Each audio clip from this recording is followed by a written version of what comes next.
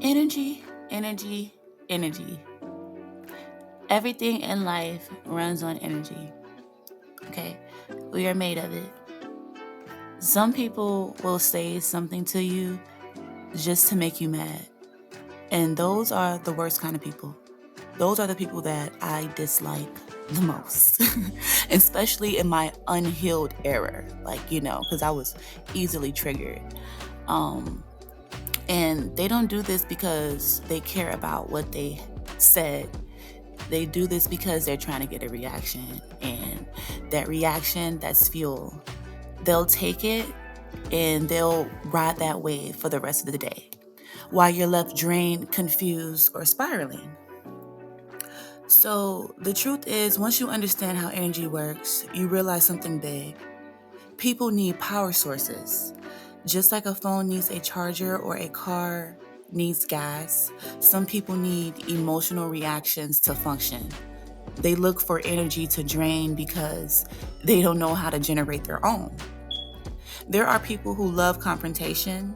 They'll start a fight, not because they're mad, but because your energy gives them something they don't know how to give themselves, okay? Aliveness, purpose, control, or chaos, depending on how sick they are, okay? Once you see this, you stop taking things so personally. You start asking, what is this person trying to take from me energetically? Okay, what are they trying to take from me spiritually, mentally? Okay, so we're gonna get right into it because there are 5 major types of energy harvesting. And just so you know, you can be harvesting someone's energy as well, but we'll talk more about that later. The first major type of energy harvesting is emotional harvesting.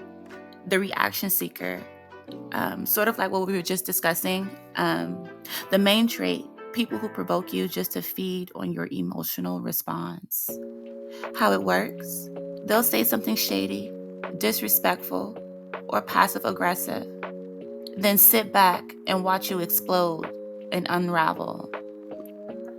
Whether it's anger, tears, or confusion, they feel energized once they pulled you out of a place of peace. It's the weirdest thing. Examples may be that friend who always stirs the pot in the group chat, the ex who only hits you up when you're doing better, or parents who push your buttons and then turn around and say, you're too sensitive. They do it because it makes them feel in control, important, or alive. But it's dangerous because the more you react, the more they train you to feed their dysfunction. And the emotional harvesting reminds me so much of my ex, who is a Sagittarius. That's what I call him. No, nothing against Sagittarius, but this was a Sagittarius. Okay. I'm a peaceful person by nature. However, I was on autopilot reacting to the dysfunction even when I knew better. Number 2, mental harvesting, the mind hijacker. This can be a person, people, or a system that manipulate your focus, thoughts, and beliefs to siphon your energy. They plant seeds of doubt, fear, or guilt in your mind so they can control how you think. It's subtle. It could be a teacher, a religion, a partner, a motivational boss who tears you down, or even a lover who tears you down just to build you back up under their terms. And examples of this can be gaslighting relationships, cult-like leaders, or controlling parents, partners, even some healers, coaches who induce dependency. And they do it because a controlled mind is a predictable energy source. They harvest your mental bandwidth. And the danger of this is you stop trusting your own voice, your own inner voice. Up next, we have the aura parasite. Another way a person can harvest your energy is through your aura. They don't have to yell. They don't have to text you. They don't even have to be in the same room as you.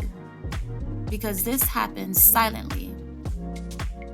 This is the kind of person who latches onto your spirit and just hangs there, feeding, lingering, pulling from your energy. You might not even speak to them anymore, but somehow they're popping up into your mind and showing up into your dreams. That's because you're still spiritually connected to them through an invisible energy cord. And this cord is formed through deep emotional ties, trauma bonds, soul ties, sexual connection, or long-term guilt, obligation, or emotional manipulation. So let's say you're naturally a happy person, right? You cut someone off to protect your peace and do what's best for you. Weeks, maybe even months go by, and then suddenly, boom, they pop up into your dreams. You can't stop thinking about them, even when you don't want to. Like, they don't deserve you to think about them at all. And let's say you start feeling off, irritable, heavy, anxious, and this is not even you, and you can't figure out why your vibe is off. That's when you have to ask yourself, is someone pulling for me energetically? Because you may be dealing with the aura parasite, especially if you're having frequent unexplained mood swings. You're feeling depressed when you have never dealt with depression before. And it's not always an ex. Sometimes it's a jealous friend who's watching you, a parent who guilts you. And even if you block someone, that doesn't mean their energy is gone. Because people who don't know how to generate their own light will always look for a source. And once someone has a taste of your peace, your presence, your essence, they might try to stay connected to your field, even unconsciously, just to keep feeding. So they can pull from your peace, they can pull from your creativity, they can pull from your confidence. And this is so dangerous because spiritually, you're tethered to this person who is draining you. And this can weaken your immune system, cloud your intuition, and open you up to psychic attacks where you're not feeling like yourself. You're feeling low vibrational. These cords must be cut with intention, prayer, and ritual. Next, let's talk about the invisible machine, the one that harvests your energy systematically. This is the institutional, societal machine after your labor, your pain, your passion, your likes, and your peace every single day. And I think this is the one that's the most sinister because it's invisible and worse, it's sort of familiar. It's the 9 to 5 that swallows your spirit. It's the constant scrolling, the news that spikes your fear. You're not just being informed, you're being triggered on repeat, mentally rewired and emotionally baited. I remember one moment vividly when I had to unplug from everything, log out, because every time I opened my phone, it was something. Boom, I was angry. Boom, I was sad. Boom, I was scared. And it wasn't news. It was like warfare against my nervous system.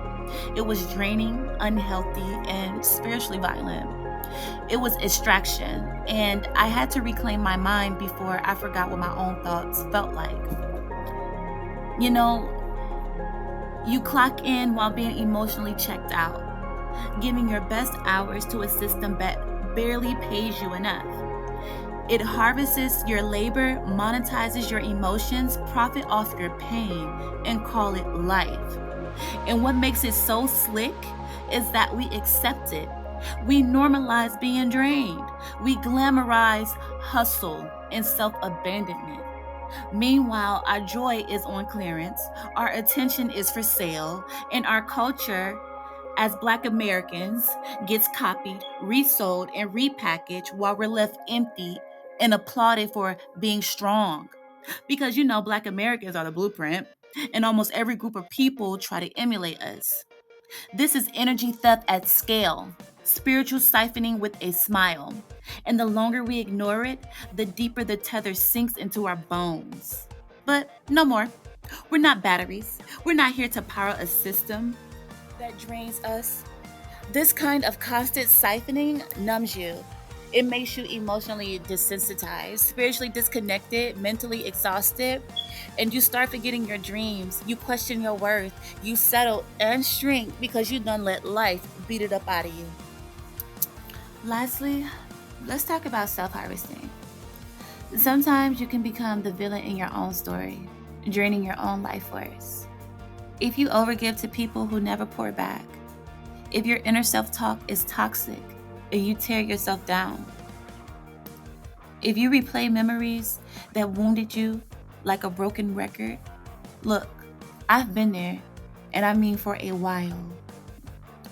For a long time, it was a time when making others happy felt like my purpose. But that kind of purpose bankrupted my spirit. Because truth is, you can't save everyone. You can't fix what refuses healing. And when you keep giving your peace away to people who provoke you, disrespect you, and undervalue you, you become your own energy thief, you know? The self-sabotage is you being loyal to pain. It looks like staying where your worth is forgotten. It looks like ignoring the inner voice inside of you that's begging you to choose you. But we're done with that, right? You're not a power source for people to drain you. You're not here to be harvested. So now that we exposed 5 major ways your energy can be harvested, let's get into the part that matters most: protection. Because what I always say, protection is prevention. We don't want to be one of those people that attain knowledge and then don't apply it. So I'm not just narrating the problem here, I'm your vibe doctor, your spiritual therapist. So in this next section, I'm going to give you practical tools to shield your aura, reclaim your power. So it's time to prescribe you some spirit armor. Hey, they kind of rhyme. So we're going to start with people, okay? We got to set boundaries, not just physical ones, energetic boundaries. How? You stop explaining your worth to people committed to misunderstanding you, okay? Next, observe how you feel after being around this person. If you're drained, triggered, irritated, that's siphoning. That's a withdrawal from your energy, not a deposit, not something that elevated you, made you feel good. Third, pull the plug. Or better yet, like my aunt says, put them on a diet, meaning distance yourself. No access to your time, body, conversation, none of that. Use silence, okay? This is spiritual warfare in your favor. All right, so make no mistake about it. Our energy is being harvested by these people, okay? The powers that be thrive off our depletion, our depression, our anxiety, and illness. They profit from it. And they're coming at us from every direction, hiding in plain sight. So to fight back, you have to reclaim your sovereignty. That means learning what they'll never teach you. Reclaim your mind, because that's the real battlefield. Your mind is the territory that they want. And I'll tell you the truth. I had to unlearn everything that was taught to me. It wasn't easy, but I managed to wipe my mind clean through breath work and meditation. And I downloaded a new program that was rooted in truth. Most people are so brainwashed, they are caught in loops that they don't even see. Okay? They are stuck in the rat race. Learn what they will never teach you. Build your own rhythm and create your own code. Because we are so much more than what we're being told. That rhyme. Hey. Let me ask you, are you patient with yourself? Is your self-talk your friend or your enemy? It all starts with awareness. Pay attention to the moments you shrink yourself and the times you downplay your gifts or replay painful memories that cut you over and over. If you keep showing up in spaces that don't respect you and that ignore your brilliance, we gotta put an end to that. Show yourself some grace and speak to yourself with love, the same way you'll speak to a friend. I had to learn to become a better friend to me. I used to be my own worst critic, brutal and unforgiving. And then I realized the voice in my head wasn't even mine. It was inherited, shaped by society, criticism, and disappointment. That's why guarding your inner narrator is the most powerful weapon in spiritual warfare. Because the way you speak to yourself shapes your reality. Life and death is in the power of your tongue. I had to rewire my inner dialogue. And breath work helped me do what I call subconscious surgery on my mind and on my nervous system. And it doesn't stop there. You also have to watch what you're feeding your spirit because you are what you consume visually, audibly, and emotionally. Gossip and negativity keep you spiritually malnourished.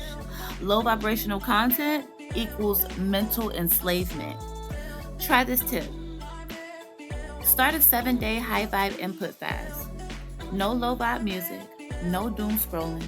Nourish your mind with only what mirrors your highest self. This is something that I do all the time. You'll feel like your operating system got an upgrade. All right. And I want to thank y'all. That's all I have for right now. So thank you guys so much for checking in. I'm your vibe doctor, Yara Yin. Y'all know I love to rhyme.